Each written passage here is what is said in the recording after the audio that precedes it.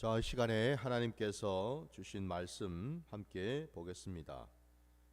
오늘 말씀은 신명기 4장 44절부터 49절까지 말씀입니다. 신명기 4장 44절로 49절까지 말씀 보겠습니다. 모세가 이스라엘 자손에게 선포한 율법은 이러하니라. 이스라엘 자손이 애굽에서 나온 후에 모세가 증언과 규례와 법도를 선포하였으니 요단 동쪽 벳볼 맞은편 골짜기에서 그리하였더라.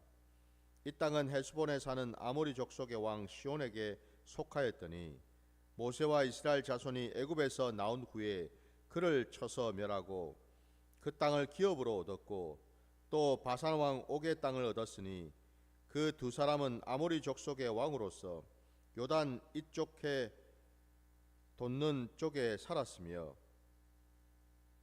그 얻은 땅은 아르논 골짜기 가장자리의 아로엘에서부터 시온산 곧 헤르몬산까지요 요단 이쪽 곧 그 동쪽 온 아라바니 비스가 기슭 아래 아라바의 바다까지이니라.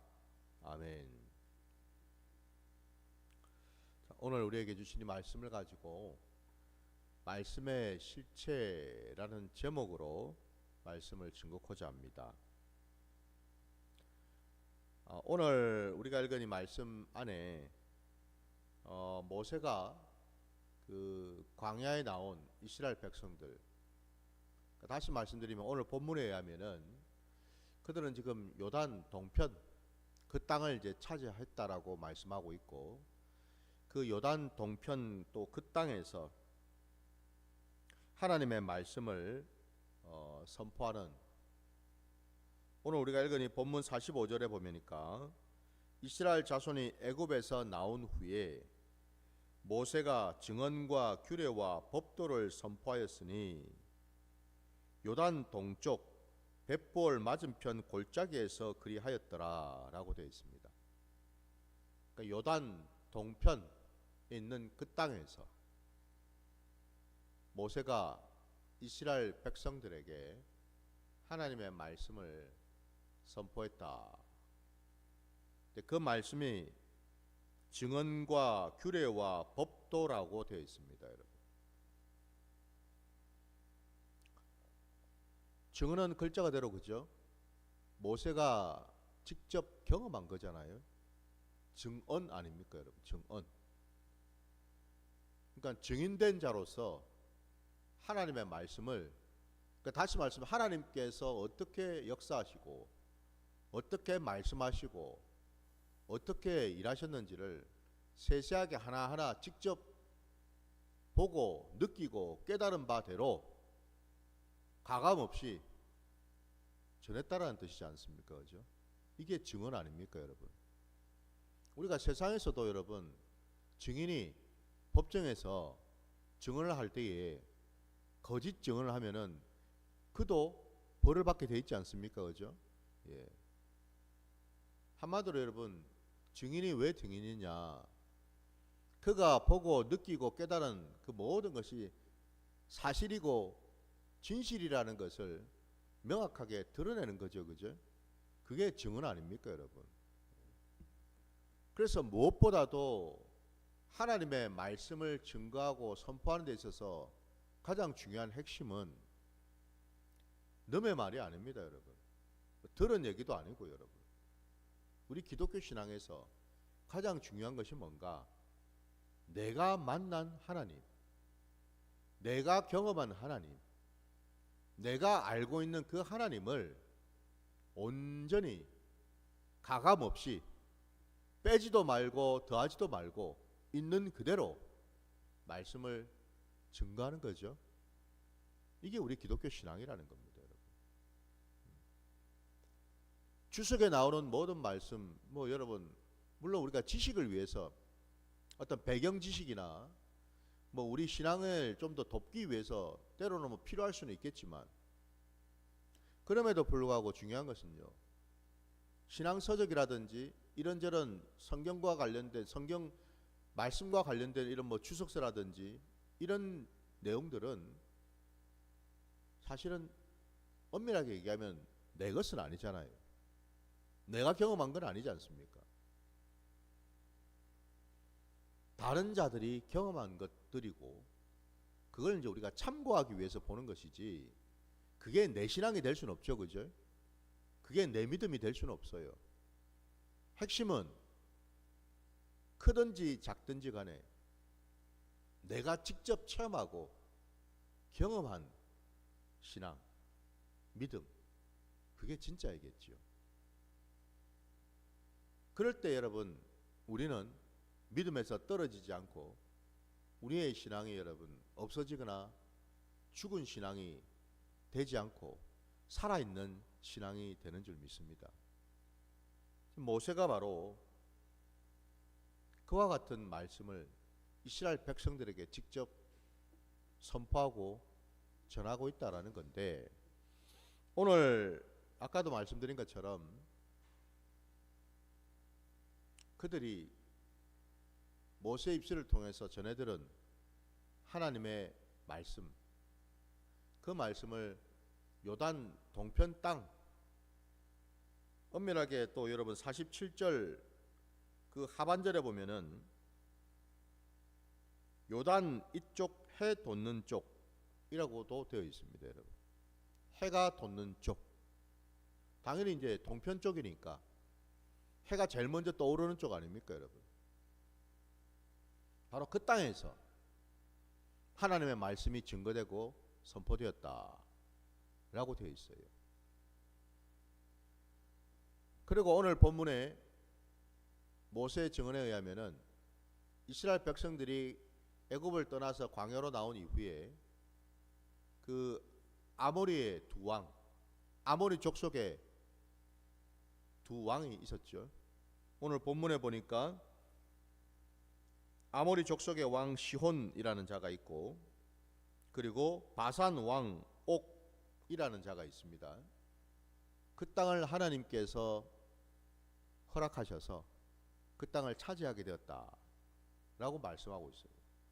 그리고 바로 그 땅이 요단 동편 땅, 해가 돋는 그 땅이다라고 말씀하고 있습니다. 하나님께서 제일 먼저 그 요단 동편 땅을 차지하게끔 허락하신 이유가 뭘까? 궁극적으로 하나님께서 가나안 땅, 그 땅을 하나님이 이스라엘 백성들에게 젖과 꿀이 흐르는 약속의 땅으로 말씀하셨고, 그 땅을 이제 차지할 수 있도록 하나님께서 처음부터 끝까지 그 모든 상황 가운데 함께 하시면서 인도하셨는데, 우선 먼저는 요단 서편이 아니라 요단 동편 그 땅을 차지하게 하셨다. 그리고 사실은 그 땅에 살고 있었던 원래 족속들이 아모리 족속이었다. 이 말씀에 담겨 있는 하나님의 놀라운 구원의 계획을 우리가 먼저 한번 살펴볼 필요가 있겠지요. 자, 여러분, 우리 창세기 말씀으로 잠시 가보겠습니다. 창세기 15장으로 가겠습니다. 15장 13절.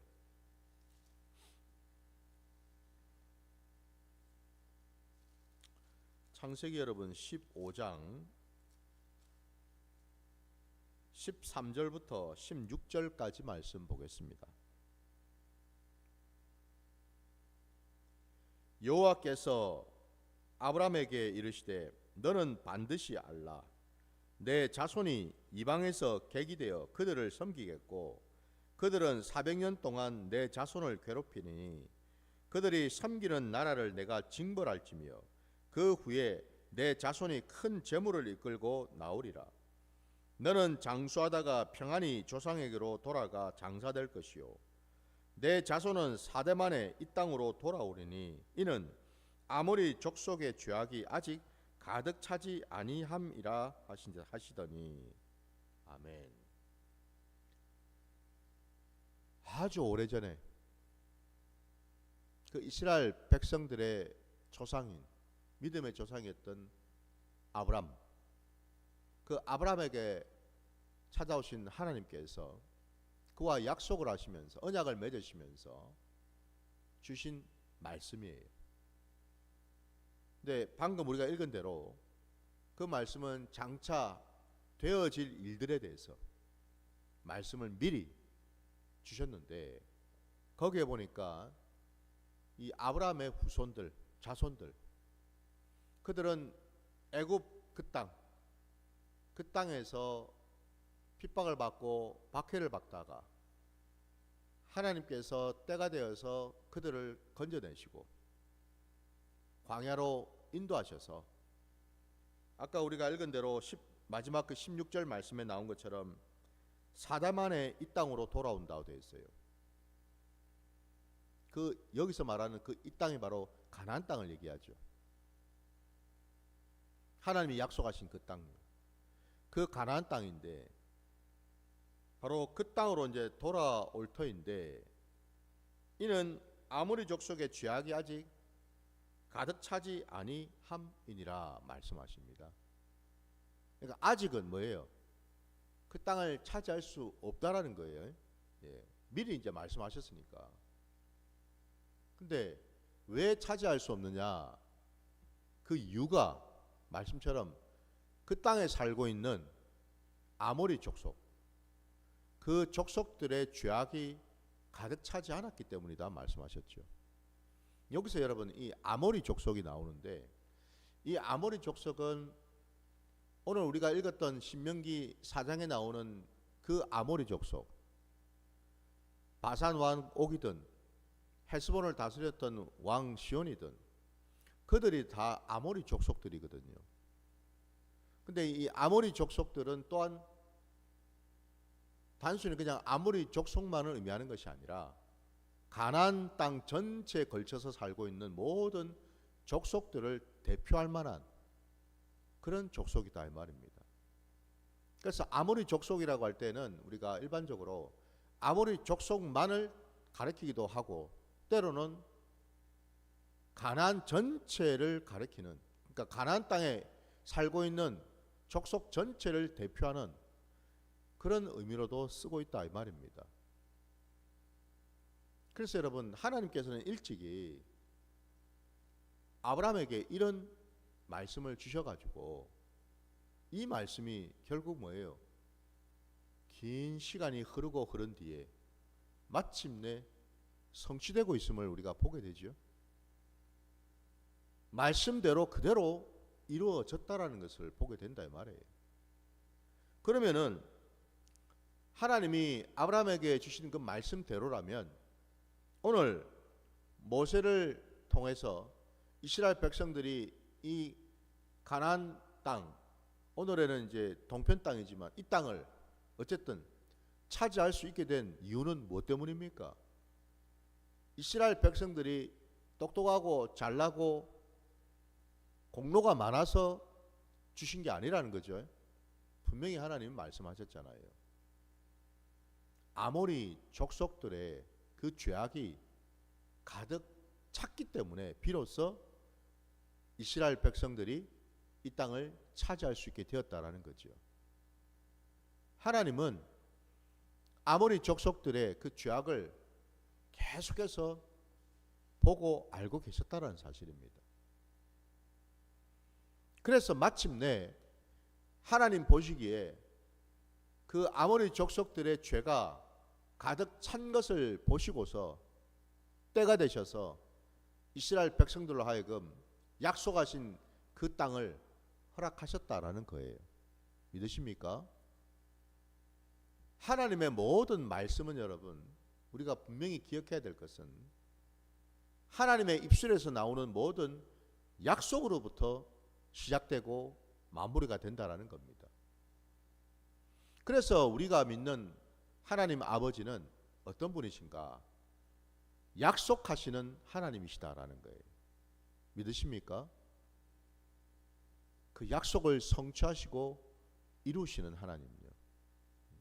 그건 엄밀하게 말하자면 우리 편에서 볼 때 우리하고는 아무 상관이 없습니다. 그건 하나님의 계획이고 하나님의 뜻이고 하나님의 작정하심이고 하나님의 열심 때문이다라는 거죠. 우리의 열심이 아니에요.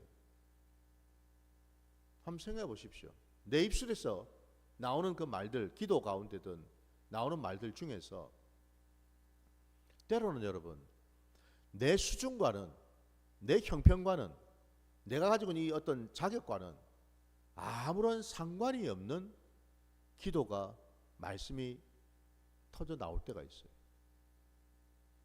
지금 내 수준에서 이런 말을 할 수가 없어요. 그 말, 그건 뭘 의미하겠습니까? 내 머릿속에 담고지도 않을 뿐더러 상상도 할 수 없고 생각도 할 수 없었던 영역이다 이 말입니다. 그런데 나도 모르게 그게 내 입에서 툭 튀어나온다? 그건 뭘 의미하겠습니까? 그건 나로 말미암은 것이 아니다라는 거죠. 곧 하나님이 내 마음에, 내 생각 속에 하나님 아버지의 계획과 뜻을 심어주셨다라는 뜻이에요. 약속을 허락하셨다라는 겁니다, 여러분.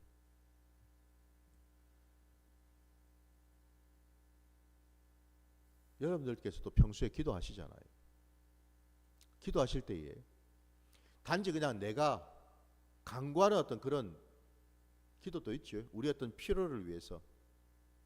근데 그 기도가 좀 더 깊어지게 되면 이제는 어떤 기도가 드려집니까? 영의 기도로 가게 되죠. 그 영의 기도로 들어가게 되면은 나도 모르게 내 입에서 하나님의 마음이, 하나님의 뜻이 내 입을 통해서 흘러나오게 된다라는 거예요. 그건 내 것이 아니라는 겁니다. 하나님이 부어주신 거지요. 여러분, 베드로가 그 입에서 예수 그리스도를 향해서 어떤 고백을 했습니까? 주는 그리스도시요 살아계신 하나님의 아들이십니다 라고 고백했죠. 그때 주님이 뭐라고 말씀하셨습니까? 그거는 네 말이 아니라 그랬죠. 그죠? 그건 네 속에서 나온 말이 아니라 그랬어요. 네 입이 참 복되긴 한데 그건 네 말이 아니고 네 속에서 나온 말이 아니라 하나님 아버지께서 네 마음에 그 말씀을, 그 고백을 심어주셨기 때문에 너도 모르게 그 입에서 그 말이 툭 튀어나왔다라는 거예요. 하나님은 때로는 우리에게 이것을 경험케 하시는 줄 믿습니다. 오늘 본문에 여러분, 이스라엘 백성들이 요단 동편에 있는 그 땅을 차지했고 그 땅에서 말씀을 받았습니다. 왜 제일 먼저 요단 동편 땅일까? 다름이 아니라 그 땅에서 오늘 아까 말씀 47절 말씀 끝자락에도 본 것처럼 그 땅이 바로 먼저 해가 돋는 쪽이기 때문에 그렇죠. 왜 하나님은 서편 쪽이 아니라 먼저 동편 쪽에 차지하게 하시고 그 땅에서 모세라고 하나님의 말씀을 증언하고 선포하게 하셨는가? 바로 오늘 이 말씀 속에서 우리는요, 말씀의 실체이신 예수 그리스도를 보기 때문에 그렇습니다. 이게 예표이기 때문에 그렇다 이 말이에요, 여러분. 아직은 이 땅에 우리 주 예수 그리스도께서 말씀이 육신이 되어 오시진 않았지만 그럼에도 불구하고 성자 하나님 되시는 예수 그리스도는 이때도 함께 하셨지요. 영원부터 영원까지 계시는 분 아닙니까, 여러분? 해가 돋는 그 요단 동편 땅은 바로 우리 주님을 가리키고 있다 이 말입니다. 우리 주님이 바로 돋는 해이시기 때문에 그렇죠. 돋는 해가 되셔서 온 세상을 비추시고 어둠 가운데 빛을 부어주셔서 어둠이 떠나가는 역사가 있기 때문에 그렇지 않습니까? 그죠? 오늘 말씀에서 여러분, 우리는 사실은 말씀의 실체가 되시는 예수 그리스도를 봐야 된다라는 거예요. 여러분, 우리 말씀 한 번 더 찾아보겠습니다. 사무엘 하로 가겠습니다. 사무엘하 23장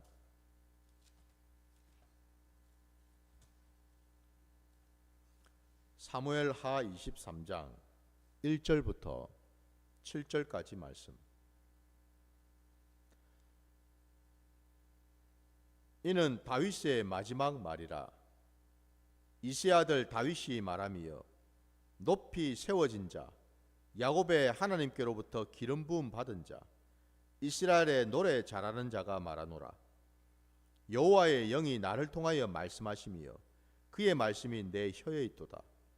이스라엘의 하나님이 말씀하시며 이스라엘의 반석이 내게 이르시기를, 사람을 공의로 다스리는 자, 하나님을 경외함으로 다스리는 자여, 그는 돋는 해의 아침 빛 같고 구름 없는 아침 같고 비 내린 후에 광선으로 땅에서 우미 돋는 새 풀 같으니라 하시도다. 내 집이 하나님 앞에 이같이 아니하냐.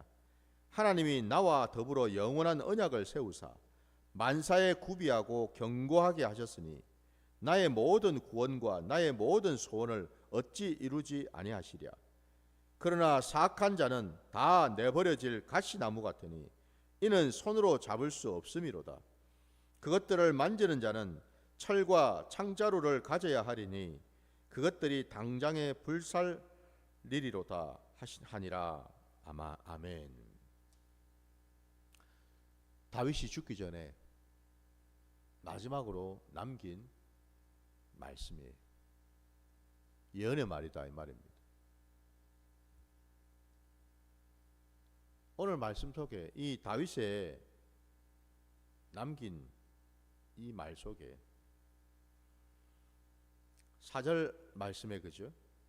그는 돋는 해의 아침빛 같고 구름 없는 아침 같고 비 내린 후에 광선으로 땅에서 우미 돋는 새 풀 같으니라 라고 되어 있어요.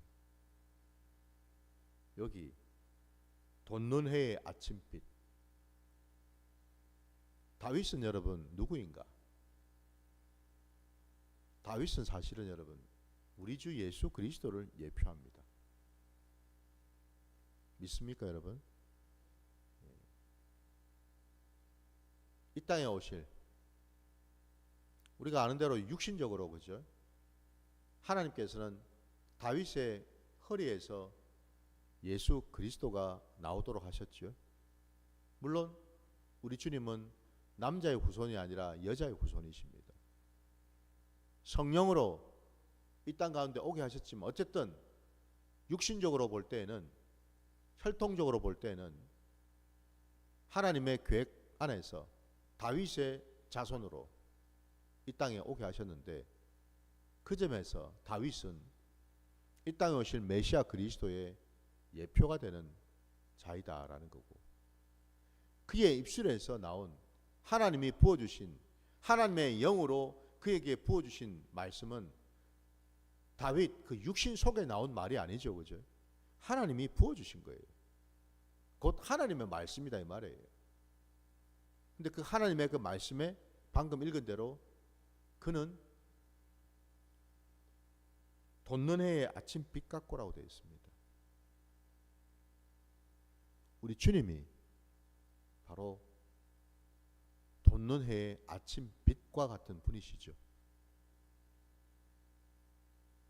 돋는 해의 아침빛, 말씀의 빛 말입니다. 생명의 빛 말입니다. 진리의 빛 말입니다. 그 빛이 솟아오를 때에 이 세상 가운데 모든 어둠이 떠나가고 그 어둠을 비추잖아요. 그 어둠을 비출 때 비로소 뭐예요? 하나님의 구원의 역사가 시작되는 것 아닙니까? 하나님의 말씀의 빛이 우리 심령 안에 심어지고 비춰질 때에 비로소 우리의 심령에 있던 어둠이 드러나게 되고, 이 어둠들을 대적해서 그 어둠이 떠나가게 되는 것 아니겠습니까? 말씀으로 그 어둠이 떠나가게 되는 줄 믿습니다. 내가 아무리 용을 쓰고 애를 쓴다 해가지고 여러분 내 안에 있는 이 어둠의 세력들이 떠나가는 게 아니죠. 내 안에 쓴뿌리든 상처든 여러분, 내 안에 이런저런 어떤 본성적인 그 죄의 문제들이, 그게 여러분 단순히 내가 힘쓰고 애쓴다 해서 떠나는 게 아니고 말씀의 빛으로 떠나가게 되는 줄 믿습니다. 그분이 바로 우리 주님이시다 이 말이에요, 여러분.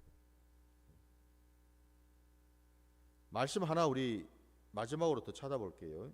이번에 우리 신약으로 가셔서 누가복음 1장 78절 말씀입니다. 누가복음 1장입니다. 78절 말씀. 77절부터 보겠습니다. 77절, 78절. 주의 백성에게 그 죄사함으로 말미암는 구원을 알게 하리니 이는 우리 하나님의 국률로 인함이라. 이로써 돋는 해가 위로부터 우리에게 임하여. 79절도 보십시오. 어둠과 죽음의 그늘에 앉은 자에게 비치고 우리 발을 평강의 길로 인도하시리로다 하니라. 아멘.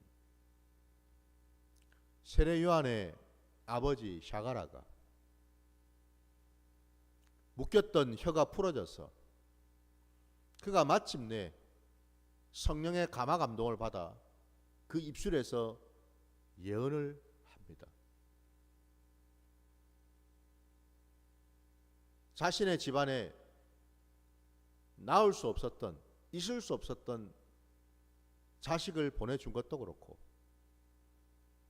그리고 그를 이 땅 가운데 두시기 위해 했던 하나님의 놀라운 그 계획, 구원의 그 계획을 지금 이 샤가라는 찬송하고 찬미하고 있다라는 거거든요.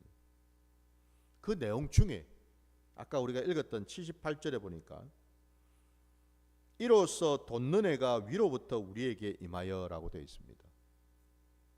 바로 여기에 이 돋는 해, 앞서 말씀드린 것처럼 우리 주 예수 그리스도를 예표하죠. 우리 주님이 바로 우리 인생에 돋는 해가 되시는 겁니다. 이 세상 가운데 돋는 해가 되셔서 빛을 비춰주십니다. 빛은 여러분 두 가지 성격을 가지고 있어요. 첫째는 어둠을 밝히지요. 빛이 거하는 곳에 여러분 어둠이 있을 수가 없어요. 참빛이 되시는 주님이 오시면 어둠은 존재할 수가 없습니다. 공존할 수가 없어요, 여러분. 부디 저와 여러분의 심령 안에 우리의 삶의 자리 가운데 주님의 그 참빛이 부어지시기를 주의 이름으로 축원합니다. 어둠이 여러분 감히 있을 수가 없습니다, 여러분. 빛은 모든 어둠을 밝히고 어둠을 물러나게, 그리고 그 어둠과 빛을 완전히 가르죠, 그죠? 밝음과 어둠을 완전히 가릅니다, 여러분. 나누는 거예요. 그런 특성이 있어요. 두 번째는 빛은 여러분 그냥 밝기만 한 것이 아니라 불과 같은 역할을 합니다. 무슨 얘기죠? 불처럼 태운다라는 겁니다, 여러분. 주님의 빛은 곧 심판의 불입니다, 여러분. 은혜의 불이죠, 사실은. 주님의 그 빛이 비치는 곳에는 내 안에 있는 모든 더러운 것들, 음란한 것들, 거짓된 것들, 악한 것들을 남김없이 다 태우신다라는 거예요. 태우시기 바랍니다. 말씀의 빛으로 우리 안에 있는 모든 악하고 더럽고 음란한 것들을 태우셔서 우리가 참으로 거룩한 자로 세워져야 될 줄 믿습니다. 이처럼 여러분 빛에는 빛의 역할도 있고 불의 역할이 있다라는 거예요. 돋는 해가 되어서 오신 주님, 말씀을 우리 심령 안에 비춰주시고 우리의 발 앞에 등불이 되게 하시는 주님, 내 인생의 길에 그 빛이 있을 때에, 그 돋는 해가 늘 함께 할 때에 우리의 인생은 복된 인생이 될 줄 믿습니다. 어둠이 사라지고 모든 여러분 거짓된 것들과 부정한 것들과 음란한 것들과 더러운 것들이 사라지고 우리 하나님 아버지께서 기뻐하시는 그러한 모습으로 서게 될 줄 믿습니다. 오늘 이 새벽에 주님의 그 빛을 구하시기를 주의 이름으로 축원합니다. 말씀을 붙들고 말씀을 상고하면서 그 말씀 그대로 기도하시기를 주의 이름으로 축원합니다. 자, 오늘 주님 주신 기도로 예배를 마치겠습니다. 하늘에 계신 우리 아버지여, 이름이 거룩히 여김을 받으시오며 나라가 임하시오며 뜻이 하늘에서 이루어진 것 같이 땅에서도 이루어지이다. 오늘 우리에게 일용할 양식을 주시옵고 우리가 우리에게 죄 지은 자를 사하여 준 것 같이 우리 죄를 사하여 주시옵고 우리를 시험에 들게 하지 마시옵고 다만 악에서 구하시옵소서. 나라와 권세와 영광이 아버지께 영원히 있사옵나이다. 아멘.